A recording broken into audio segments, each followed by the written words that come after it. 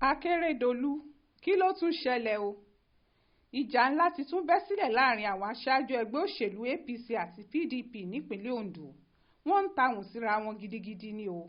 Bá a bá sì fẹ́ sọ ọ́ lásọyé tàbí tá a bá fẹ́ fọ̀rọ̀ ṣègbè, gómìnà wọn arákùnrin Rotimi Akeredolu ló ń dájà náà sílẹ̀. Àwọn PDP bínú, wọ́n sì gbariwo jáde.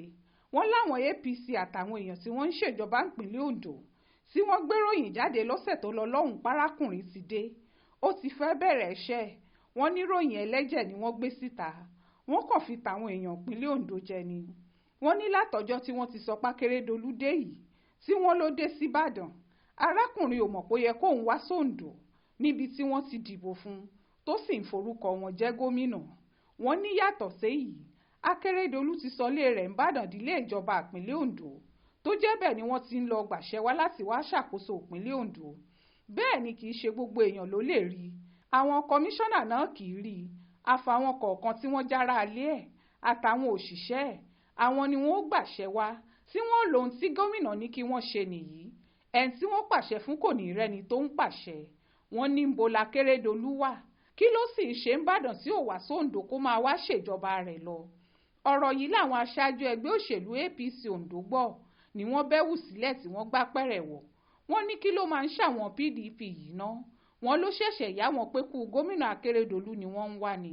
Nítorí bí ò bá jẹ́ pé wọ́n ń wá kú ẹ̀ àti pé ròyìn ikú ẹ̀ ni wọ́n ń retí, wọn ò ní máa sọ bẹ́ẹ̀ pé kó máa bọ̀ lóńdó wá ṣèjọba àbí ń bo ló wà tí ò ti lè ṣèjọba ẹ̀. Tá a bá fẹ́ sọ tòótọ́, ọ̀rọ̀ ọ̀kà, ọ̀rọ̀ alágàbàgebè ló ń tẹnu àwọn APC yìí jáde. Gbogbo aráàlú ló dìbò f'Akeredolu. Ondo ni wọ́n sì ti dìbò fún.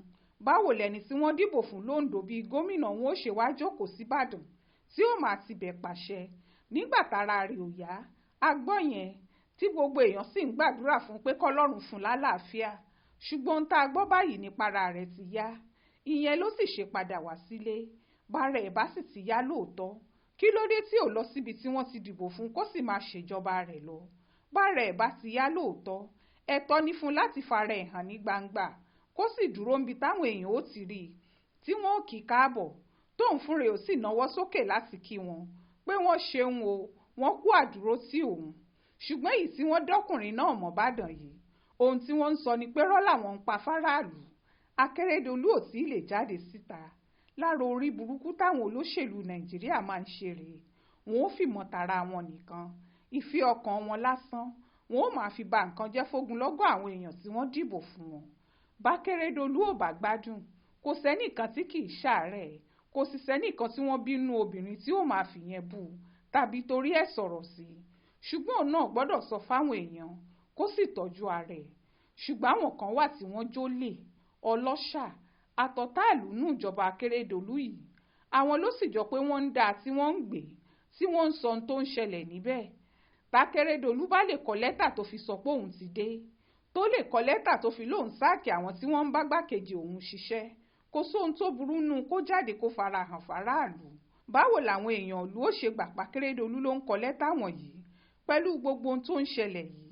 Báwo làwọn èèyàn ìpínlẹ̀ Ondo ṣe fẹ́ gbà pé lóòótọ́ ara gómìnà àwọn ti yá dáadáa? Kí ni wọ́n fẹ́ ṣe mọ̀ pé kì í ṣe ìyàwó tàbáwọn ọmọ tàbáwọn kan tó súnmọ́ tẹ́lẹ̀ ni wọ́n ń ṣèjọba lórúkọ ẹ̀ nígbà tí wọ́n mọ̀ pọ́kùnrin náà sì gbádùn dáadáa? Ohun táwa ṣe sọ pé Akeredolu ló ń dá gbogbo eléyìí sílẹ̀ rèé. Kárákùnrin jáde sí gbangba níbi tára ẹ̀ bá yá dé, gbogbo òlú ò rí. Èèyàn dáadáa lárákùnrin gbogbo ìgbà tára rẹ̀ le. Èyí náà ni ò sì ní jẹ́ kẹ́nikẹ́ni padà lẹ́yìn ẹ̀. Bẹ́ẹ̀ ni wọn ò ní gbàjọba kan lọ́wọ́ ẹ̀ tára ẹ̀ ó fi yá dáadáa. Ṣùgbọ́n kó má jẹ́ káwọn èèyàn òun faraàlú sínú òkùnkùn, kí wọ́n má forúkọ ẹ̀ ṣe mọ̀nàfìkì àtàbúrú lóríṣiríṣi, kó sì yéé dájà àwọn ẹgbẹ́ òṣèlú ìpínlẹ̀ rẹ̀ sílẹ̀. Tó bá ti jáde, gbogbo èyí yóò dópin, kálukú ó rí bó ti wà, wọn ó sì túbọ̀ gbàdúrà fún un. Akeredolu, jáde o. Àìjáde yìí ti fẹ́ dá wàhálà sílẹ̀ lóńdó. Ó ṣojú mi kò rò nìyẹn o, nínú ìwé ìròyìn Aláròyé tó jáde lọ́sẹ̀ yìí.